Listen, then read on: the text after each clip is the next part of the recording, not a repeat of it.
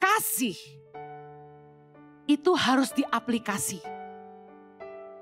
Iman dan perbuatan harus seimbang.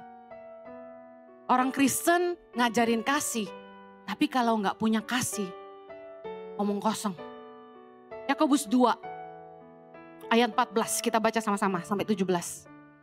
Apakah gunanya saudara-saudaraku jika seorang mengatakan bahwa ia mempunyai iman, padahal ia tidak mempunyai perbuatan? Dapatkah iman itu menyelamatkan dia? Ayat 15. Jika seorang saudara atau saudari tidak mempunyai pakaian dan kekurangan makanan sehari-hari, dan seorang dari antara kamu berkata, selamat jalan, kenakanlah kain panas dan makanlah sampai kenyang, tapi ia tidak memberikan kepadanya apa yang perlu bagi tubuhnya, apakah gunanya itu? Ayat 17. Demikian juga halnya dengan iman. Jika iman itu tidak disertai perbuatan, maka iman itu pada hakikatnya adalah mati. Orang Kristen gak boleh NATO, no action talking only. Ngajarin kasih tapi gak berbuat kasih. Ngomong kasih-kasih tapi gak punya kasih. Firman Tuhan ini sederhana banget ngajarin kita. Kalau ada orang susah datang sama kita, baju gak punya, dia kelaparan. Dia gak cuma butuh doa. Tuhan berkati, gak bisa gitu. Saya senang gereja ini jadi tempat orang datang anytime. Kecuali Senin cuma ada OB ya. Pernah satu kali anak muda datang ke sini dan dia bilang sama staf kami, "Oh, saya udah gak makan 2 hari." Bayangin loh, gak makan 2 hari. Itu saya senang banget, staf saya langsung gak babi bu kasih makan. Terus langsung WA saya, "Ci, ini ada anak muda, dia lagi cari kerja, dia datang dari luar pulau. Dia belum dapat kerja, Ci, dan dia gak punya uang lagi. Dia gak makan, Ci, 2 hari." Saya bilang, "Kasih makan." Dia bilang, "Udah, Ci." Saya langsung suruh kasih duit 500.000 buat dia pegang. Saya bilang, "Pegang dulu dan tanya, butuh tempat tinggal gak?"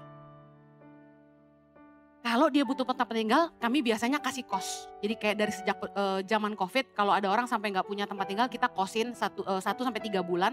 Sampai dia bisa cari kerjaan, terus dia biaya hidupnya sendiri. Nah, saya mau bilang gini, firman ini sederhana ngajarin kita. Kalau ada orang datang sama kita, dia gak bisa makan, dan dia gak punya pakaian, kita gak bisa bilang, "Bye, jangan lupa pakai baju tebelan dikit ya. Makan yang kenyang ya." Loh, lu ngomong doang. Lu kasih dong. Saya kesel banget waktu saya pernah pelayanan di sebuah gereja. Saya tahu di gereja itu ada persembahan diakonia. Diakonia itu apa? Diakonia itu persembahan untuk janda-janda, fakir miskin, yatim piatu. Nah, waktu bubar gereja, biasa saya nyalamin jemaat sebelum pulang. Nah, salamin, tiba-tiba di sebelah saya ada bapak sama anak. Datang ketemu penatua gereja, ngomong gini, "Pak, saya butuh bantuan. Anak saya ini harus ujian nasional, zaman itu masih ada UN. Tapi saya belum bayar uang sekolah dia 6 bulan. Anaknya sekolah negeri, tapi gak tahu kenapa waktu itu masih bayar ya. Apakah gereja bisa bantu?" Wih, langsung antena gue naik. Mau denger? Jawab apa nih penatua? Dia jawab apa? "Nanti kami pikirkan." Nanti kami pikirkan. Terus saya penasaran dong. Saya kejar tuh penatua. Pak, jadi itu tadi gimana anak yang gak bisa ikut ujian?" "Besok loh Pak ujiannya," saya bilang gitu. Dia bilang gini, "Bu Heni, kalau kita jawab semua proposal, orang datang minta tolong kita bantu, gak ada habisnya Bu Heni," dia bilang. "Gereja ini itu AC rusak aja kita mesti benerin," dia bilang. Saya kaget. Lu gak salah. Tadi baru habis persembahan diakonia. Lah itu buat apa ya? Saya kesel banget. Udah saya keluar. Saya cari tuh bapak. Saya bilang, "Itu bapak tinggal di mana?" Tanya, "Di Cimahi." Udah berdua sama suami saya kita pergi aja cari dia. Kita pergi. Ternyata keluarganya miskin banget. Bener-bener miskin gitu. Kita bantulah yang kita bisa. Tapi saya mau bilang gini. Banyak kan orang Kristen itu pelitnya setengah mati. Giliran sama temen lu royal-royal. Makan restoran, traktir. Gesek kartu kredit, berapa? 2 juta. Thank you loh, gampang. Tapi giliran keponakan gak bisa sekolah. Ampun dah. Pelitnya setengah mati. Om Do, ngomong doang.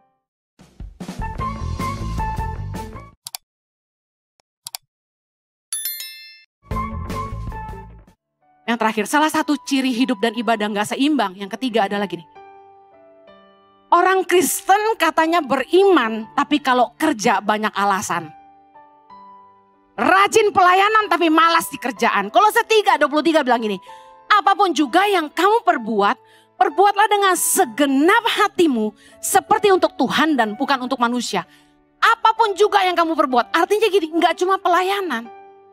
Tapi di kerjaan, dan kita mesti ngerti bahwa kerjaan itu pelayanan. Saya pernah khotbah tentang 1 Timotius 6 ayat 1 tentang bagaimana pekerjaan adalah pelayanan. Tuhan gak bisa memberkati kita kalau kita cuma berdoa. Doa harus disertai dengan usaha. Katakan sama-sama, doa harus disertai dengan usaha. Yesaya 30 ayat 23. Sama-sama baca. Lalu Tuhan akan memberi hujan bagi benih yang baru kamu taburkan di ladangmu. Dan dari hasil tanah itu kamu akan makan roti yang lezat dan berlimpah-limpah. Pada waktu itu ternakmu akan makan rumput di padang rumput yang luas. Baca baik-baik, Tuhan mencurahkan hujan untuk apa? Untuk apa? Benih yang baru kamu taburkan di ladangmu. Tugas Tuhan kirim hujan. Tugas kita tanam benih. Tuhan tugasnya memberkati. Tapi yang harus kerja siapa? Kita. Orang bilang gak ada duit turun dari langit. Artinya doa tanpa usaha itu sia-sia. Tuhan berkati kita dengan hujan. Tapi hujan itu turun kalau ladang gak ditanami, jadi becek doang. Kita harus kelola dengan baik. Tuhan berkati usaha kita. Toko rame, restoran rame. Tapi tanggung jawab kita, yang pertama, nice sama customer. Tuhan berkati dengan customer, kamu malah marah-marah. Gak sabar ya? Tunggu tahu.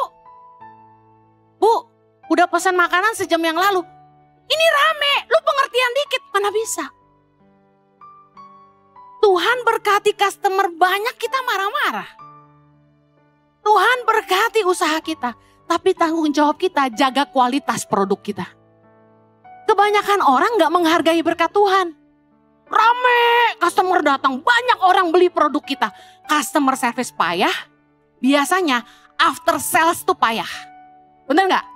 Lagi promosi produk, manisnya ampun, lollipop aja kalah. Tapi kalau produknya bermasalah, cari reparasinya, servisnya susah. After sales ini harus dijaga. Anda mau diberkati, customer service harus bagus. After sales harus bagus. Apalagi kualitas dan konsistensi kualitas produk Anda harus dijaga.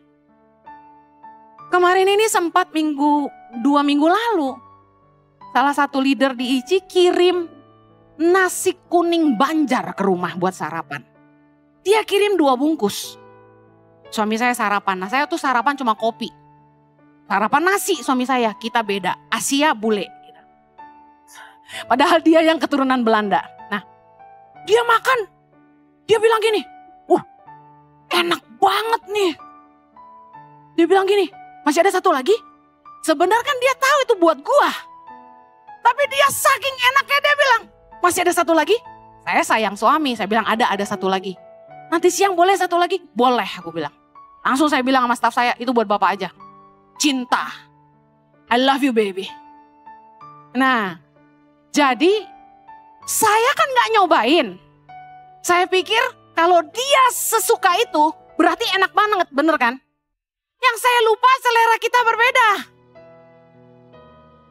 Dia bilang gini, tolong minggu depan pesenin lagi. Wih, mata saya ini kan gak bisa baca tulisan kecil. Saya sampai foto, saya zoom. Saya cari nomor teleponnya, saya pesen. Langsung 12 bungkus. Dahsyat gak tuh? Selalu mikirnya bagi-bagi. Saya taruh di meja, dia makan lagi. Kali ini kurang semangat. Kenapa? Kurang enak kali ini. Mana gua tahu rasanya bagaimana, kan gua gak makan tempo hari. Ini yang saya bilang, kita mau diberkati. Orang nyobain pertama enak. Saya bilang, apa waktu itu kamu kelaparan kali? Dia bilang, enggak, kan sampai 2 kali. Wah, kok enggak konsisten nih secara rasa. Well, Tuhan enggak akan memberkati kita kalau cara berbisnis kita enggak jujur. Sekali lagi, iman harus seimbang dengan perbuatan. Iman kita harus seimbang dengan kerjaan. Ayub 8 ayat 5-7 baca sama-sama. Tetapi engkau, kalau engkau mencari Allah dan memohon belas kasihan dari yang maha kuasa. Baca sama-sama ayat 6. Kalau engkau bersih dan jujur, maka tentu ia akan bangkit demi engkau. Dan ia akan memulihkan rumah yang adalah hakmu. Maka kedudukanmu yang dahulu akan kelihatan hina. Tapi kedudukanmu yang kemudian akan menjadi sangat mulia. Pemulihan Tuhan itu luar biasa. From glory to glory. Amen. Tapi baca, kalau engkau bersih dan jujur. Saya kasih tahu, meski Anda rajin bekerja, rajin berdoa, bahkan didoain banyak hamba Tuhan. Tapi kalau cara berbisnismu gak jujur, gak bersih, Tuhan gak bisa memberkati. Tuhan gak bisa memulihkan. Iman harus seimbang dengan apa yang kita kerjakan.